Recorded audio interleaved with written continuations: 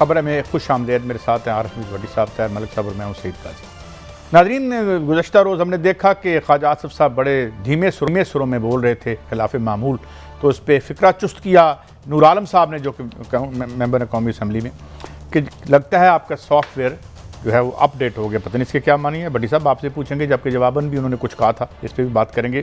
इसके बाद बड़ी ईद के बाद काबीना में क्या कोई तब्दीलियाँ होने वाली हैं या नहीं होने वाली, मगर तब्दीलियों से क्या हासिल, कोई परफॉर्मेंस भी बदलेगी या नहीं बदलेगी। इसके साथ अमेरिका बहादुर के जो कैंप में से बार बार आवाज़ आ रही है कि जी हमने तो मांगे ही नहीं थे अड्डे, क्या वाकई नहीं मांगे थे? और बिलावजह इमरान खान साहब ने ये जो एक कंट्रोवर्सी शुरू कर दी थी, क्या था, और क्रिकेट का मुस्तकबिल भी क्या हकी का होने वाला है। बड़ी गेम्स थी हमारी, उनका भी बेड़ा गर्क कर दिया हमने बड़ी मेहनत के साथ। जी हजूर, ये सॉफ्टवेयर किया, ये कंप्यूटर की इस्तिलाह सियासत में कैसे घुस गई भट्टी साहब?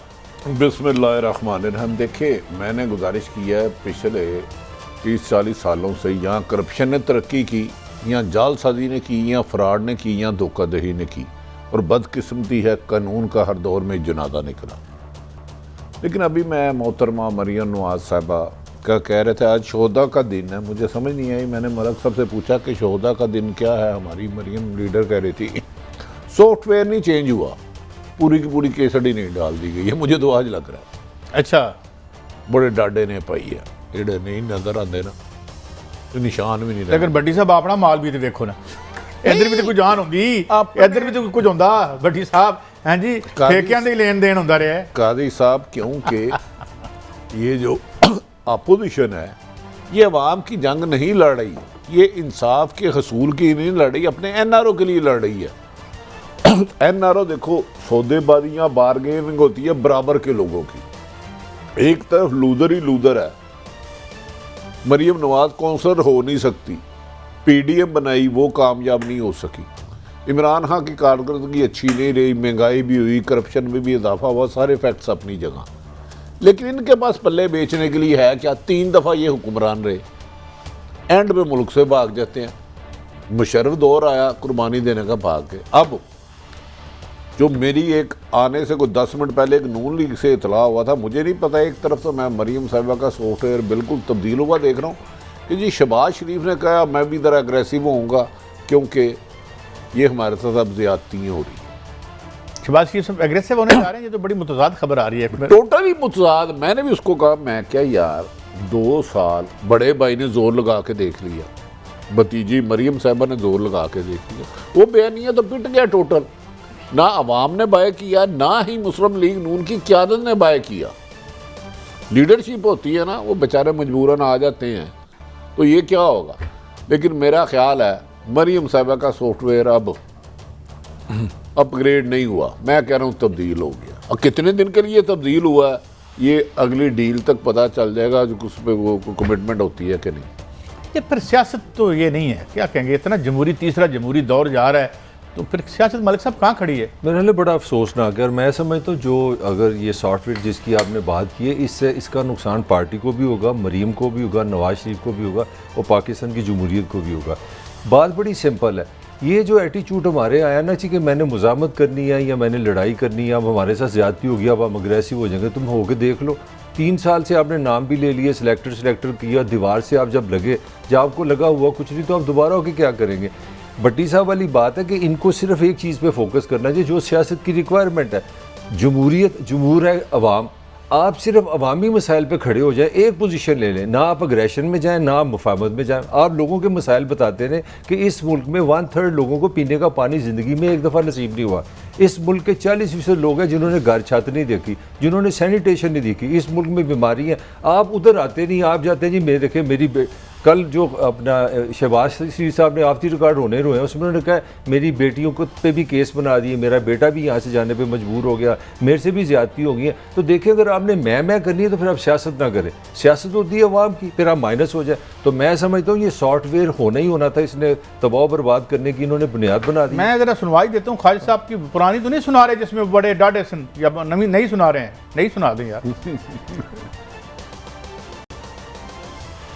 आज से 5-6 रोज़ कबल मैंने एक मुख्तसरन तकरीर की थी, 9-10 मिनट की। तो मेरे भाई हैं नूर आलम साहब, उन्होंने कहा कि लगता है तुम्हारा सॉफ्टवेयर अपडेट हो गया है। मुझे लगता है जिस किस्म के हालात जा रहे हैं, हम सब का सॉफ्टवेयर जो है ना वो अपडेट होने के करीब पहुंचा हुआ है। ये भट्टी साहब, तो क्या फिर इसके सॉफ्टवेयर अपडेट करवाने के लिए क्या कोई मतलब है, क्या करना पड़ता है? मैं कादी साहब एक गुजारिश करूं, बज़ाहिर जो ख़बरें आ रही हैं इनसाइड, जिसे हम टीवी पे नहीं कह सकते, ये मुल्क के लिए बेहतर नहीं है। देखें, अगर अपोजिशन मलक साहब जैसे कहते कि गरीब की जंग लड़ती, कहते जी हम छोड़ के गए थे, बिजली इतनी महंगी हो वो गई, तो अपनी गुर्बत का खत्म करना आने सारे। असल बात है कि वो तो गुर्बत से भागे हुए लोग अमीर हुए हैं। हाँ। गरीब का हक तलफी करके तो अमीर हुए हैं। हाँ। तो गरीब की जंग कैसे लड़ेंगे? हाँ।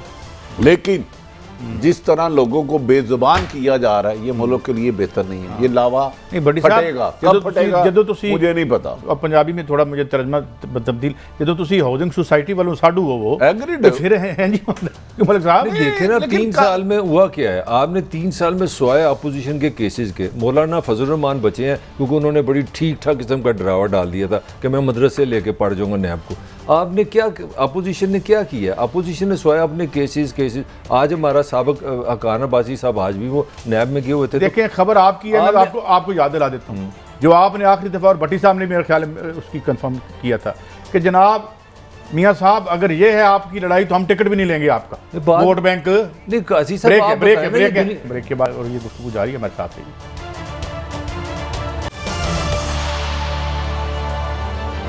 Welcome back. भट्टी साहब, अब इस बयानिए में से पिंडी तो निकल गया है, इस्लामाबाद का ज़्यादा चर्चा है। देखें कादी साहब, मैंने इसीलिए अर्ज़ किया है तो पिंडी से भी इन्हें कुछ मिला, माफ़ी चाहता हूँ आपको, बात तो ना गवा, बात तो नहीं जाहिर है बाहर फिर रहे हैं भाई। मगर बात है रसवाई की। जब आप नैब पर हमला करें और नैब के 1 खरबों रुपए की करप्शन में है और आप इलेक्शन कैंपेन चलाएं, ऐसे हो सकता कभी?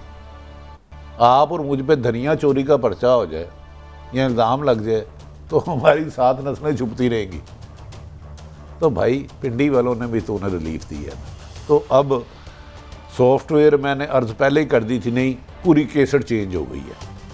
अब देखना कुछ ये है कि क्या इन्हें आने वाले दिनों में अपने साहबजादे के लिए बाहर देने दिया जाता है, या जाने कश्मीर के इलेक्शन में अमूमन तो जो मादी में हुकूमतें होती हैं, हाँ पीपल्स पार्टी की और नून लीग वो कामयाब होती है, वो होती है। लेकिन मरियम साहबा, मैं हैरान हूँ कि इतना तेज़ी से सॉफ्टवेयर चेंज हुआ है, जैसे कि बंदा किसी ऊंची जगह से गिरे और यादाश्त खो जाए और वो जंगल में रह रहा हो तो कहे कि मैं जाती उमरा के महल में आ गया। बट साहब, मेरा तो ख्याल ये है कि जो जिस लीडरशिप की तरफ आपने इशारा किया था, बल्कि मलिक साहब आपको भी इन लेते हैं कि वो जो सेकंड टियर लीडरशिप है, वो सारे मेरा ख्याल है इस बयानी से तो भागे हुए हैं। नहीं, बयानी नहीं, बुनियादी चीज़। बट काजी साहब, इसमें गलत हुई है ना। यहाँ आप अवामी सियासत करें।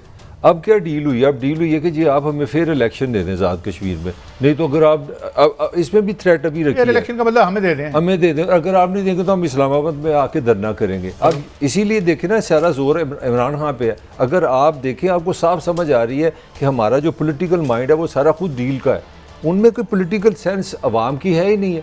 अब साफ नज़र आ रहा है कि डील ये है कि भाई आपने पिंडी का जिक्र नहीं करना, हम चांसेस ले रहे हैं अपने इलेक्शन के। यार तो इस तरह आप अवाम को माइनस करके किस तरह आगे जा सकते हैं? भट्टी साहब, कौन सा धरना दे सकते हैं?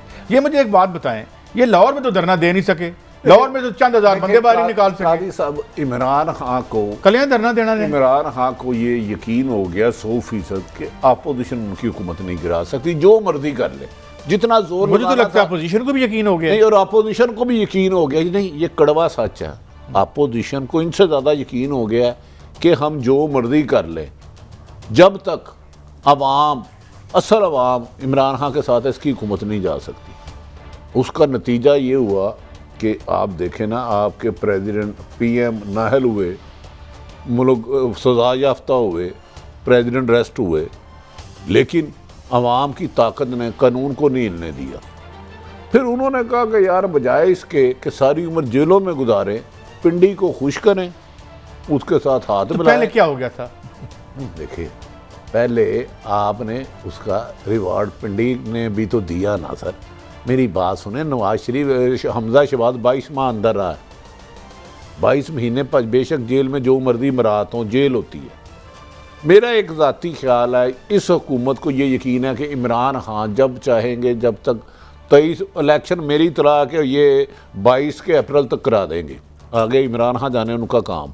और ये अपोजिशन को भी यकीन है, लिहाजा उन्होंने कहा कि पिंडी के साथ डील करके कम से कम ये फ़ायदा होगा, जेल हवालातों से बच जाएंगे। भट्टी साहब बात पिंडी की मुराद मैं कह रहा हूँ कि पिंडी की डियाला जेल की बात करूँ, कहीं आप कोई इसको और अपने एंगल पे ले जाए। पिंडी में मरी भी आता है, आजकल छुट्टियां आ रही हैं, लॉन्ग नहीं, उसमें दो खबर भी आती है और बहुत सी जगह आती है। लेकिन मलिक साहब, ये जो मियाँ साहब के हवाले से खबर आई है, बड़ी मायूसी का उन्होंने इज़हार किया अपने लोगों में।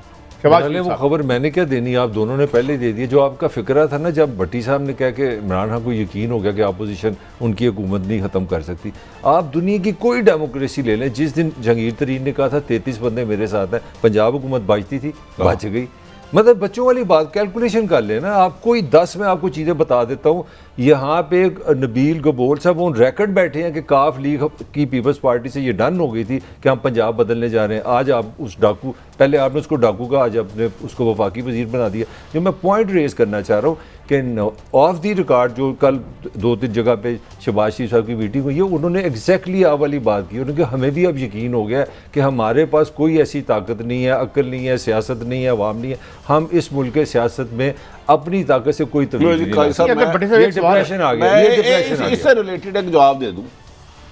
इमरान खान साहब को पहले बाज़ ताकतवर हल्के कुछ तब्दीली के लिए कहते थे तो यार ये अब उन्होंने वाशगाफ लफ्ज़ इमरान खान ने कहा, खबरदार इस इशू पे बात ही ना करना। मैं तो हैरान हो गया, जिस बंदे को इमरान खान ने जवाब दिया ना, मेरे लिए तो अनबिलीवेबल। ये कोई पंजाब की शख्सियत की बात कर रहे हैं आप?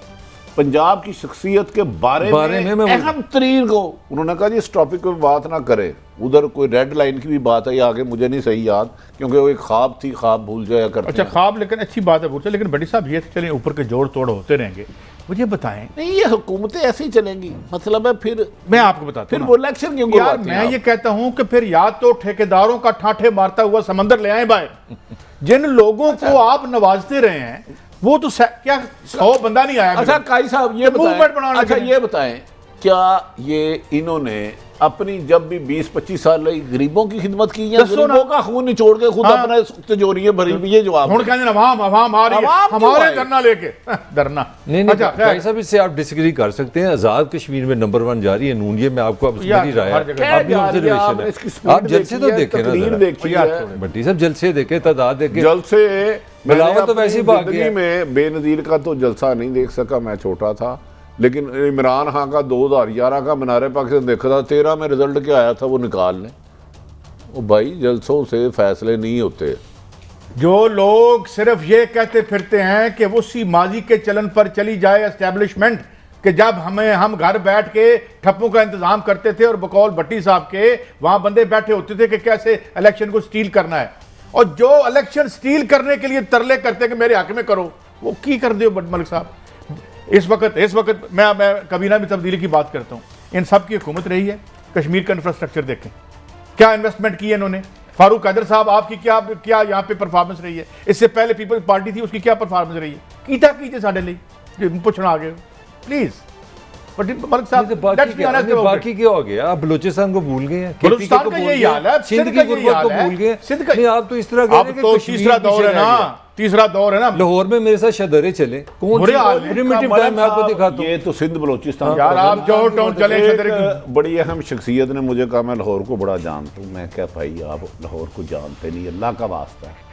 शादरा चले जाओ, सांदा चले जाओ, गौशाला चले जाओ, बनो पार चले जाओ, अगर आपको 80% घर में 3 वक्त का खाना ना मिले तो मुझे पकड़ लीजिए। अच्छा यार, जरा फारूक कादिर साहब की मुझे बात बताएं ना कि ये इनकी क्या ड्यूटी थी कि जनाब मुझे क्यों निकाला दे, किस सिलसिले में आपके पास कुछ स्टोरी है? काजी साहब, अपोजिशन के पास काश गरीब का एजेंडा होता, क्योंकि ना इन्होंने हुकूमत अपोजिशन के लिए गरीब के लिए की, ना अपोजिशन गरीब के लिए कर रहे हैं। हुकूमत में आए इक़्तिदार के मज़े लेने के लिए, अब जो जलसे जुलूस निकाल रहे हैं एहतसाब से बचने के लिए। तो गरीब आदमी क्यों इनके पीछे आए? वो जो लगड़ बगड़ होते हैं, जो टाउट टाइप होते हैं, उन्होंने पैसे से ऐसे लिए होते हैं, दफ्तर खोले होते हैं, वही दुकान चल रही है। सुना बड़ा अहम रोल था फारूक हैदर साहब का, उसके बारे में आप रोशनी उन्होंने बड़ा अहम रोल था। मैं उसके रोल की डिटेल में नहीं जाऊंगा क्योंकि नून लीग में बड़े बड़े और पीटीआई में भी माशाल्लाह बड़े बड़े अहम रोल है। लिहाजा मेरा अपनी राय है कि शहबाज शरीफ अपोजिशन सारी समझ चुकी है कि अवाम बेशक वो 20 करोड़ भी निकाल ले तो इमरान खान को नहीं भेज सकते। तो अपोजिशन को ये भी पता चल गया अवाम उनके कहने पे नहीं निकलेगी। लाहौर के जलसे में मरियम नवाज ने जो पीडीएम का था, पीडीएम के कमर में कील ठोक दी थी नाकाम जलसा करके। आप ये बात माने या ना माने, जब उन्होंने कहा था दिसंबर में हुकूमत हार होगी, पार होगी। मलिक साहब, you don't have to be an Einstein और जीनियस टू नो कि आपने अवाम को कुचला, एंटी अवाम पॉलिसियां बनाई, अमीरों को नवाजा, गरीबों को मारा, तो बाहर आते तो गरीबों बाहर निकलो। यार अक्ल कहीं घास चाने चली जाती नहीं सर, देखे ना पाकिस्तान का, देखे 2 चेंजेस आई हैं पाकिस्तान में जो इनके लिए प्रॉब्लम है। नवाज शरीफ की क्या सारी गेम थी, थोड़ा इंटरनल प्रेशर और थोड़ा एक्सटर्नल प्रेशर। मिडिल ईस्ट के ममालिक भी फारग हो गए। देखें, एक चीज़ का आपको क्रेडिट देना पड़ेगा, पाकिस्तान में एक फैक्टर बहुत बड़ा बदला है जिस पे हम बात नहीं कर रहे, वो एक्सटर्नल फैक्टर था। कहाँ से निकला है हरारी, कहाँ से है लिबनान आ गया पाकिस्तान की सियासत में।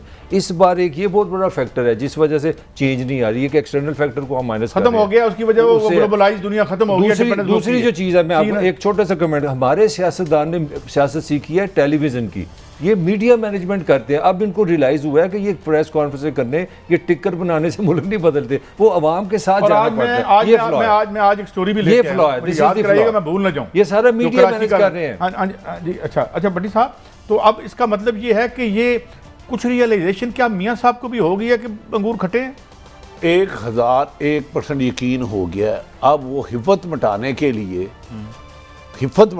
लिए बोल नहीं रहे। कितने अरसे से उन्होंने अपने लोगों से खिताब किया, टेलीफोनिक खिताब तो करते थे ना, वीडियो लिंक पे खिताब करते थे, वो हुआ है क्योंकि उनको भी पता चल गया ना आवाम ने आना है, ना अपोजिशन में, ना जंगीर तरीन ग्रुप। जो मलिक साहब ने कहा था 40 लोग 8 बंदों पे हुकूमत कायम और 40 आपसे अलग हो जाए, फिर आपकी हुकूमत बंद हो जाए।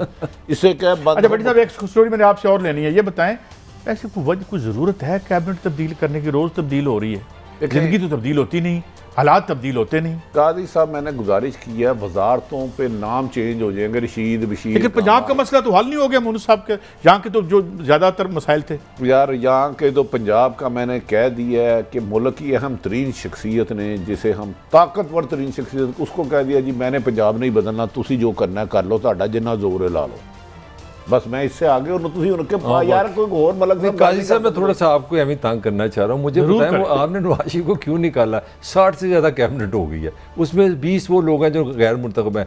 इमरान खान साहब की आप फिर कहेंगे, मेरे पे कहेंगे आपने बिलीव कर लिया। खान साहब का सारा जोर था सादगी, छोटी कैबिनेट, इफेक्टिव कैबिनेट। उनको तो कहना था मैं वज़ीर आज़म हाउस भी नहीं रहूँगा, मैं तो ये भी नहीं करूँगा, उसको भी IT यूनिवर्सिटी बना। 60 से ऊपर आपकी कैबिनेट चली। आज कमेंट पे कमेंट करना चाहता हूं, प्लीज़ कर दें मलिक साहब। आपको किसने कह दिया हमने नवाज शरीफ को निकाल दिया? हम तो ज़िया तो नहीं निकाल सके, ये जहरीली जड़ें पाताल तक हैं, ये इनकलाब निकाल सकता है। अच्छा, कोई नहीं निकाला हमने उसको, यूं ही ठेके बिक रहे हैं, यूं ही वारदात हो रही है। इसलिए आप उनकी अजीम रवायात कायम है। कुछ नहीं हो रहा, कुछ नहीं हो रहा, इंसाफ वाला ब्लड ही नहीं है। कोई इनकलाब नहीं। अच्छा, कादी साहब, ब्लड ही नहीं है इस कौम में, मुझे बदहर ऐसे लगता है।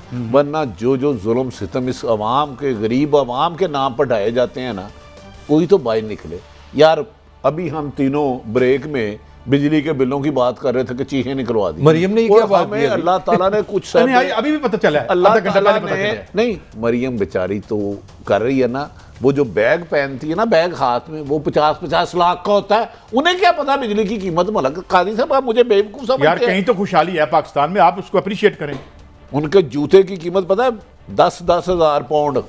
आप पता नहीं किस दुनिया में रहते हैं, पता नहीं कौन लोग आपको हम पे ले आए। वो सोने के जूते होते हैं, पता है आपको अंदाजा है 10,000 पाउंड कितने होते हैं? मलक साहब, मजाक के अलावा आपको अंदाजा है? अच्छा मलक साहब, मैं तो नालायक आदमी हूँ। आपके एक दोस्त होते थे, नाम आप भी नहीं लेंगे, मैं भी नहीं लूँगा, उनकी बहू ने कितने का हैंडबैग लिया था? आपको 60 लाख के करीब था वो। कितने का? 60 लाख से ज्यादा था। 60 लाख। और ये बात कर रही है 10 साल पुरानी की बात।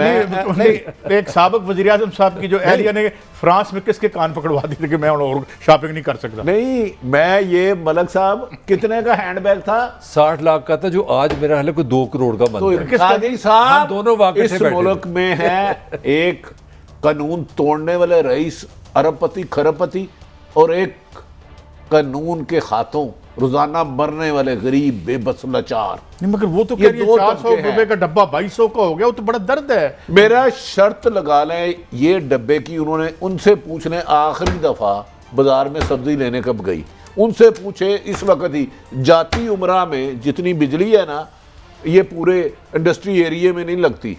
यार क्या मलक साहब, कादी साहब, फिर मैं कुछ फिर माजी में चले जाऊंगा, मुझे ना छेड़े। इनका गरीबों से इनका लिंक ना जोड़े, ना हुक्मरानों का ना इनका, दोनों का। अच्छा ये बताएं, जुल्फी बुखारी साहब की आमद है, किस शेर की आमद है कि रन कांप रहा है? देखिए, मतलब राइट है उनका, वो आए बेशक। पप्पू के बारे में फिर मुझे आप खतरनाक लाइन की तरफ ले जा रहे हैं। पप्पू ने किसी को एक व्हाट्सएप तस्वीर की है बड़ी खौफनाक, इससे आगे मुझे नहीं पता। अच्छा, खौफनाक तस्वीर मतलब कि एक बस। किस्म की थ्रेट की है। यार मैं और आप बचपन में के यार हैं, हम दोनों एक दूसरे को अच्छी तरह जानते तो हैं। फिर इस आपके पास तस्वीर है तो आप वजीर बन जाएंगे, ये क्या बात हुई भट्टी साहब? कुछ समझ ही नहीं आ पहले रही बात। तस्वीर बनाता हूँ, तस्वीर नहीं बनती, इसका नहीं मतलब नहीं, किस तस्वीर से आप वजीर बन जाते हैं, ये क्या यार बात कर रहे हैं? तस्वीर नहीं, देखे कई दफा मरियम साहबा ने कल नवाज शरीफ की तस्वीर फोटोशॉप की, उन्हें डिलीट करनी पड़ गई ना, तो कुछ चीजें डिलीट करनी पड़ती हैं। तो वो गलती से डिलीट नहीं हुई थी तस्वीर जो उन्होंने की पता है यार, भाजी वो बन रहे हैं, इमरान खान ने बनाना है, उन्होंने बनना है, मोनो सलाई भट्टी साहब मैंने हमारे पूरी दोस्त दुनिया है, वो में बन गए, मैं आप उस पे इतराज कर आपकी रहे हैं। बात समझ रहा हूं। MQM बन कर रही है और GDA बन रही है और छोटी कबीना और हो रही है। अच्छा, वो कह रहे थे 10-15 से ज्यादा नहीं होंगे। अच्छा। तो अब मुझे गरीब 60 क्लास तो मैंने बता दी आपको, मलक 60 साहब क्लास।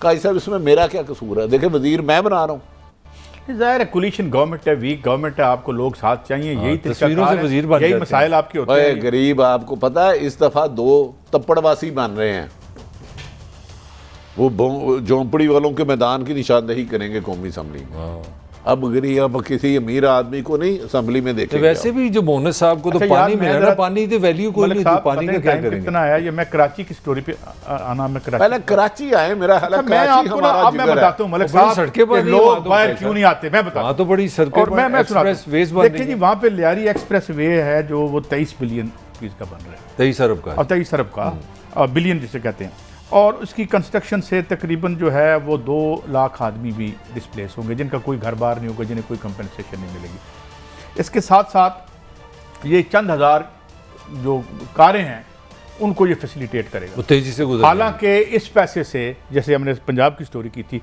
2000 स्लीक बसें खरीद के तो जो कराची का खौफनाक मसला है ट्रैफिक का, वो हल हो सकता था। लेकिन ये सारे प्रोजेक्ट किस लिए बनते हैं? प्रॉपर्टी डीलर के लिए, कि जो एडजेसेंट, मिसाल के तौर पे जो मलीर एक्सप्रेस वे बन रही है 42 अरब रुपए से, वो बुनियादी तौर पर जो वहाँ पे कराची वो एक्सप्रेस वे है, वहाँ की प्रॉपर्टी पे प्रॉपर्टी डीलरों ने वहाँ पे माल बनने हैं, डबल और देखने। मैं ये खबर जो है दे रहा हूँ ना, ये कौमी अखबारों में भी छप चुकी है, कोई मैं आपको नई बात नहीं नहीं बता। नहीं, प्रॉपर्टी डीलर कहाँ से आ गया? एक सड़क मसला ये है, देखे ना क्या होता, लाहौर की आपने बनानी है, रिंग रोड बनानी है, तो वहाँ कौन होते हैं प्रॉपर्टी डीलर? ये पिंडी में क्या था? नहीं, पिंडी में क्या था? डीलर ने काजी साहब अपनी ठीक करें इस्लाह, हाउसिंग सोसाइटी के माल डेवलपर जहाँ देखिए ना, वही ना। सोसाइटी। अच्छा, अब मैं अर्ज करता हूँ, इसके साथ साथ अब मैं बहुत अहम बात बताने लगा। आप कारों का मुल्क बना दिया आपने। कारें कितने लोगों के पास कारें हैं? 4 कारें जगह घेरती हैं एक बस की, और उसमें 16 बंदे आते हैं, और बस में 150 120 बंदा आता है बस में। अभी यहाँ स्टोरी खत्म नहीं होती। आपका 30% जो बिल है इंपोर्ट का, वो आपका ऑयल का है। यानी हमारा क्या है, टके टके के लिए फिरते हैं, इधर 200 मिलियन दो, इधर 200 मिलियन दो। ये तब्दीली करनी है तो ये मैं आइंस्टाइन हूं जो मुझे पता है और आपको ये नहीं पता। अच्छा, आपका मतलब है अगर हम पब्लिक जब ट्रांसपोर्ट मैं बात में जाएंगे खत्म तो मैं ऑयल भी नीचे आ जाएगा। मैं बात खत्म करने लगा।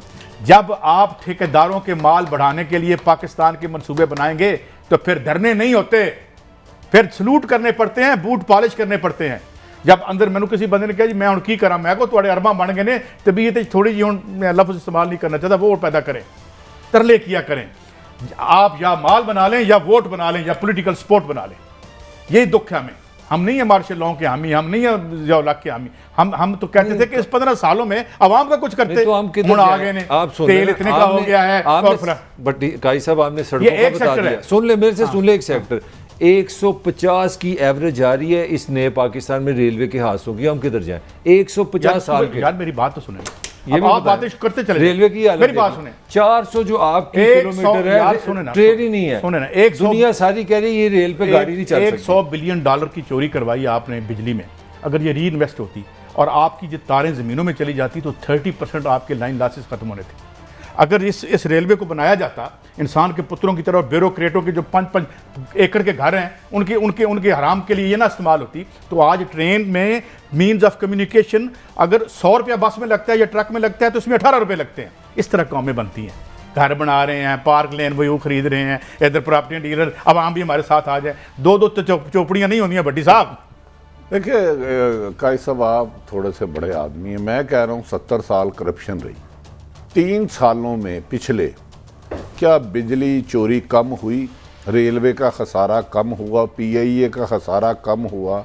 हमने सुना था स्टील मिल अच्छी एडमिनिस्ट्रेशन के चलाई जाएगी, वो हुई क्या? अदारों में करप्शन कम हुई?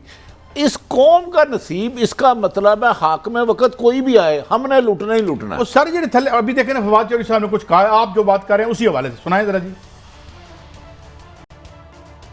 वफाकी काबीना से कहीं ज़्यादा जो इस वक्त प्रोटोकॉल्स, स्पेशली जो सिक्योरिटी नफरी है, वो दरअसल अपोजिशन के लोगों के पास और साबका ब्यूरोक्रेट्स के पास थे। अच्छा, मुझे ये बताएं, मैं वापस लेनी है नहीं, वो तीन साल बाद पता चल गया। मुझे पता नहीं, मैंने वापस लेनी है। नहीं, बड़ी खबर है कि 3 साल बाद हुकूमत को पता चल गया कि रिटायर लोगों के पास पुलिस है। भट्टी साहब आप बताएं, होती है? अब भी इख्तलाफ कर रहा हूँ इन्होंने झूठ का, मतलब क्या अभी वापस नहीं हुए? ना, वो तो कह रहे हैं। मैं कह रहा हूँ पहले मलक साहब थोड़ा सा ना, एक रिपोर्टर की बड़ी प्रॉब्लम है। पहले होता था कि जी ताहिर मलक DPO है, DIG है, DC है, कमिश्नर है, 5 बंदे इंटाइटल होता ले लेता। अब उनकी ड्यूटियाँ मुख्तलिफ थानों में मुख्तलिफ जगहों पर लगाते हैं, 20 लोगों की ड्यूटियाँ वो आपके साथ देते हैं। और छोड़े पर इस वजारत की भी मैं एक इतला इतनी खौफनाक देने लगा था, मेरी तो कोई नहीं, कल रख लो, रोज ही शो कर रहे हैं। कादी साहब नहीं, सुन ले कादी साहब, जिस दिन मैं मुख्तसर और जामिया मेरे समेत सिर्फ सच बोलना शुरू हो गया ना, आपका क्या मतलब है? ये जो ग्रेट 19 से कम बंदा AC नहीं लगा सकता। अगर हर तहसीलदार और थानेदार के कमरे में लाहौर में सर्वे कराएं, AC ना लगाओ और उनकी बिजली डायरेक्ट ना जाती हो, चोरी, तो मुझे पकड़ लीजिए, सर्वे करा ले। अच्छा, एक तो क्या ये हाकिम वक्त अंधे हैं? नहीं, बहरे नहीं, मतलब आप कह कि एक तो एयर कंडीशन की इजाजत नहीं है, वो लगा हुआ है, और वो भी चोरी कर रहे हैं। वापटा का बिल मैंने देना है। डिप्टी इंटाइटल नहीं, AC इंटाइटल नहीं, तो बिल उसका मैंने देना, उसने चोरी करनी है। सारे सर्वे करा ले, इमरान खान साहब भेजे अपने बंदों को A to Z। अच्छा, नहीं आपको पता है सबसे बड़ा बिजली का डिफॉल्टर पाकिस्तान में कौन है? सरकार खुद ही है। हम बिल्कुल नहीं यार, ये तो डिफॉल्टर है, मैं कह रहा हूं चोरी करते हैं। की बात देखिए, दो बनने से लेकर बिकने तक चोरी। मैं 2 रुपए का बेचेंगे 18 रुपए में, तो यही होगा ना। भट्टी साहब की बात नहीं आप समझ, मैं तहसीलदार हूँ, मैंने जो एयर कंडीशन चला रहा हूँ वो चोरी का है, पैसे आपने देने हैं। भट्टी साहब ये बात कर, मैंने डाका डाला है, पैसे इन्होंने देने हैं, ये पॉइंट है। कादी साहब, क्या हुकूमत को ये भी नहीं पता चल रहा? कम से कम ये चीजें तो मिनिमाइज कर देते। मैं ये नहीं कहता खत्म होंगी, मैं कह रहा हूँ हर थाने भेज दें। अच्छा भट्टी साहब ये बताएं, एक जो आम ऑफिसर है कितने स्पाई उसके साथ होते हैं? मतलब जो ये जो कह रहे हैं हम खत्म कर रहे हैं। इंटाइटल होता है एक गाड़ी है, ये 2 गाड़ियाँ ले लेते हैं। इंटाइटल है कि मिसाल है ग्रेड 18 को 2 सिपाहियाँ 3, ये कम से कम 15-20 होंगे। तो ये ब्यूरोक्रेट क्या करते हैं? ये भी ब्यूरोक्रेट भी इसी तरह। अब ये नई चाल, ये फ्रॉड ये किया है।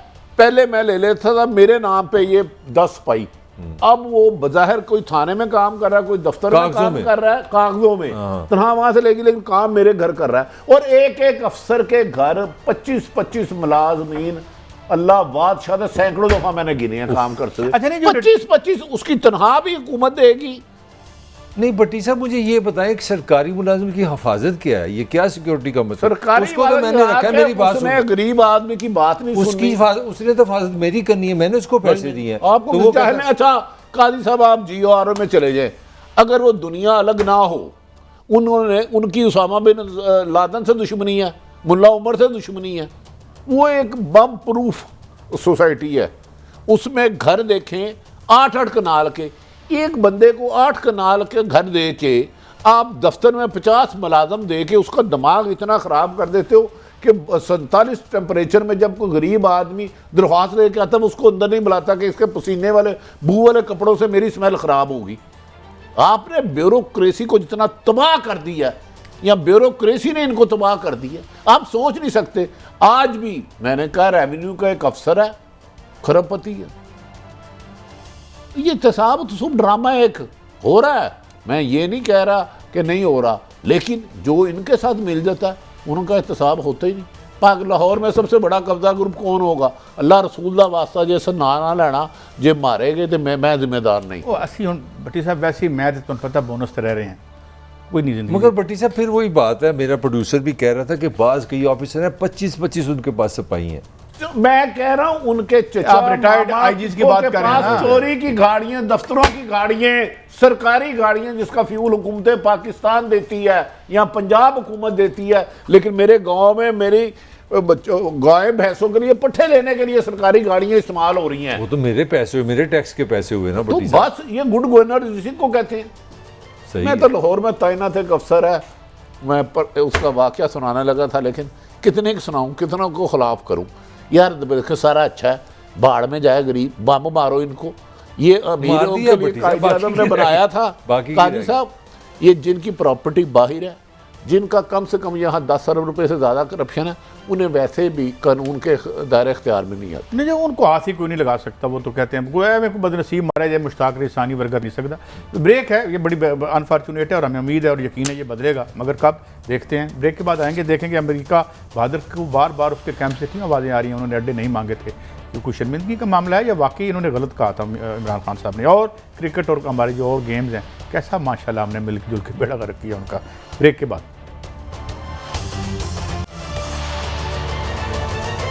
Welcome back. अच्छा भट्टी साहब, ये खबर आती है कि जी अड्डे नहीं देंगे, और अब जो है कुछ लोगों के बारे में मुझे ऐसे लगता है जैसे वो कोई अमेरिका के हवाले से कोई ऐसी नेगेटिव खबर आए तो वो अपनी ज़ात पर हमला समझते हैं। मुझे बड़ी बदकिस्मती है, अमेरिका के वज़ीर ख़ारजा पेंटागन के 3 दफ़ा पाक इस्टेब्लिशमेंट से मिले, PM से मिले। PM जब सऊदी अरब गए तब भी उन पर प्रेशर डाला गया कि उन्हें अड्डे दिए जाए। इस बात का क्रेडिट मैंने हमेशा वज़ीर आज़म इमरान खान को दिया। बहुत सारे लोग चाहते थे अड्डे बेस दे दी जाए, लेकिन अब अमेरिका का ये हिसाब है अंगूर हाथ ना आए तो खट्टे हैं, क्योंकि पहले वो कहते रहे जी हमारी बात चल रही है, बेस हमें मिल जाएगी। अपोजिशन मौलाना फजलुर रहमान तमाम अपोजिशन के बयानात रिकॉर्ड ले, पूरे international media, New York time, Washington post, ये राइटर सब की स्टोरियाँ थी कि अड्डे दे रहे हैं। जब पाकिस्तान ने नहीं दिए और अफ़गानिस्तान इस वक्त अमेरिका की गिरफ्त वहाँ सबसे 0/0 है, भारत का खरबों रुपया इन्वेस्टमेंट ख़त्म हो गया, वो तेज़ी के साथ आगे पेशकदमी कर रहे हैं। अब अपनी हिब्बत मिटाने के लिए, क्योंकि इस तरफ चीन, पाकिस्तान, रशिया, ईरान एक ब्लॉक बन चुका है, अब पाकिस्तान बज़ाहिर बादियुल नज़र में मलक सब इख्तलाफ कर सकते हैं, हम अमेरिका कैंप से निकल चुके हैं। ये जो फैटफ पे कि इसी वजह से हमारा नाम नहीं निकला। मैंने पाया फैटफ सबसे ज़्यादा दहशत गर्दी के 2 नंबर पैसे उनके बैंकों में रखे होते हैं, जो यहाँ से डकैती होती है, ये दुनिया भर में वारदात होती है। इसमें तो मेरे ख्याल है उन्होंने ये नहीं कहा मुझसे मांगे नहीं, उन्होंने कहा नामुमकिन है, एब्सोल्युटली नॉट। अब मलक सबसे राय दें। इसमें जो अमेरिकन पॉइंट ऑफ व्यू आ रहा है ना, अमेरिकन जो एक्सपर्ट कह रहे हैं उनका कहना ये है कि तालिबान से अमेरिकन की जो डील हुई है वो ये हुई है कि आप अफगानिस्तान का इलाका खुद और किसी दूसरे मुल्क को इस्तेमाल नहीं करने देंगे हमारे खिलाफ, और अगर आप करेंगे तो उन्होंने 98 में, अगर आपको याद होगा, आपको असामा पे उन्होंने अटैक किया था, and it was not air attack, उन्होंने मिसाइल अटैक किया था, और वो करते हैं इंडियन ओशन यूज़ करते हैं, वो सीधा मिसाइल मारते हैं। याद आ गया कि वो 98 को। तो जो अमेरिकन वॉर एक्सपर्ट है वो कह रहे हैं कि अमेरिकन स्ट्रेटजी है, मैं इस खबर पे मेरे पास कोई अथेंटिसिटी नहीं है क्या हो रहा है। अमेरिकन पॉइंट ऑफ व्यू है कि अगर उन्होंने कहा कि तालिबान को अगर वो करेंगे तो अमेरिका मिसाइल अटैक करेगा इधर अफगानिस्तान पे, जिस तरह 98 में ये कर चुके हैं। आपको याद है उन्होंने 98 में ये किया हुआ है। तो अमेरिका की जो नई पॉलिसी वो इसीलिए कह रहे हैं कि हमने अब फिजिकली इन्वॉल्व नहीं होना अफगानिस्तान। तो ये कौन सी नई बात है जो कॉर्पोरेट बम्बिंग करते हैं? बम मारने के अलावा अमेरिका कर क्या सकता है? उन्होंने किया हो। काजी साहब मैं तो आपको चैलेंज कर रहा हूँ, उन्होंने पूरा जोर लगाया। वजीर आजम Pakistan, credit goes to only वजीर आजम इमरान खान, उन्होंने रिफ्यूज़ किया। उन्होंने कहा अड्डे नहीं नहीं, उन्होंने ये लफ्ज़ कहा मैं 20 साल इस नैरेटिव लेके चलाऊँ। मैंने ड्रोन हमलों के ख़िलाफ़ लॉन्ग मार्च किया, जो जिसकी अच्छी बात है ना। अब अमेरिका की अंगूर हाथ ना आए तो खट्टे हैं। अब दरअसल 20 साल बाद जदीद असले से लेस होके नाकाम और शिकस्त खुर्दा अमेरिका वापस गया है और भारत का भी इबरतनाक अंजाम करीब आ रहा है। तो अब वो इस किस्म की फजूलियात पे आ गया। आपने कल परसों मैंने बताया 3.6 बिलियन तो उनकी इन्वेस्टमेंट है इंडिया की। तो और इंडिया में भट्टी साहब इंडिया के अंदर बहुत बड़ी तनकीद हो रही है इंडियन हुकूमत पे कि आपको समझ ही नहीं है कि अफगानिस्तान क्या है। आपने 36 सूबों में उनके 400 मनसूबे हैं इंडिया के। 36 सूबों में कल मैं जो खबर मैं पढ़ रहा था कि इतना इंटरनल प्रेशर है कि आपकी आंखें बंद थी, आपको पता ही नहीं लगा अफगानिस्तान में क्या हो रहा है। देखिए पाकिस्तान, अब अफगानिस्तान अमेरिका और भारत के हाथों 100% निकल चुका है। इसीलिए भारत ने वहाँ चंद दिन पहले असला पहुँचाया कि खाना जंगी हो। खाना जंगी वो अफगानिस्तान नहीं चाहते, चीन और पाकिस्तान के लिए मुश्किलात पैदा करने के लिए, लेकिन जिसके लिए मेरी इन्फॉर्मेशन के मुताबिक आर्मी चीफ 1 दर्जन से ज़्यादा अफ़गान बॉर्डर पर मीटिंगें कर चुके हैं कि इसे फूल प्रूफ बनाया जाए। 90% बाहर लग चुकी है। अब ख़तरा ये है कि वहाँ अगर खाना जंगी होती है तो खुदा ना खास्ता पाकिस्तान ना उसके आए, अगर महाजरीन भी आते हैं तो उनके लिए जगह का तयन कर लिया गया। मुझे एक समझ नहीं आती मलिक साहब की हर जगह जो है डिस्टेबलाइज करने पे अमेरिका बादर ने की। अब उससे पहले आप इराक देख चुके हैं, शाम देख चुके हैं, बेशुमार लिबिया आप देख चुके हैं। अब रिसेंटली वहाँ पे जो क्यूबा का स्टोरी है, मैं तो बड़ी मुश्किल से मैंने पैरेलल स्टोरी, क्योंकि पूरा मीडिया लगा हुआ था इस पर। एक खबर तो मैं आपको ये दे दूँ कि सिर्फ 2 दिनों में मिलियंस के अकाउंट बने हैं ट्विटर पे।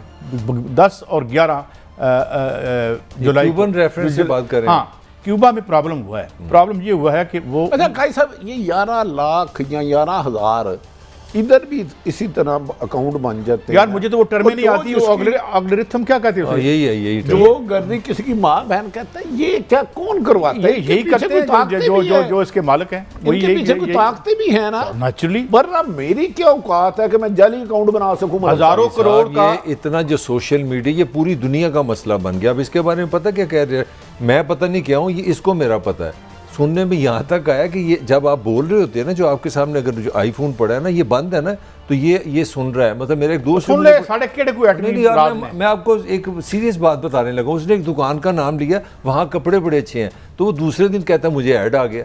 फिर उसने एक IT वाले ने बताया कि जब आप कोई ऐसा कोई कमर्शियल नाम लेते हैं ना, तो इसको पता चल जाता है, ऐड आपको देना शुरू करता है। तो ह्यूमन तो इसका कंट्रोल, लेकिन इसका जो पॉलिटिकल यूज हो रहा है, जो मलक साहब कह रहे हैं मियां, बहुत कंट्रोल हो गया है। सबके इतने अकाउंट जाली बन गए, वो किसी की करैक्टर असैसिनेशन के लिए हो गए। मैं वो कह रहा हूं, प्लानिंग होती है, सही कह रहे हैं। इसका मतलब है आप इस मुल्क को तबाह करने के लिए कोई ना कोई ताकतवर पीछे है। इन जाली अकाउंट आम आदमी नहीं बना सकता, मैं चैलेंज करता हूँ। देखे ना काई साहब, आप अखबार में सारी उम्र रहे, आप खबर देते थे, रिपोर्टर खबर देता था, चीफ रिपोर्टर चेक करता था, और एडिटर होता था, न्यूज़ एडिटर होता था, सब एडिटर होता था, कॉपी एडिटर होता था।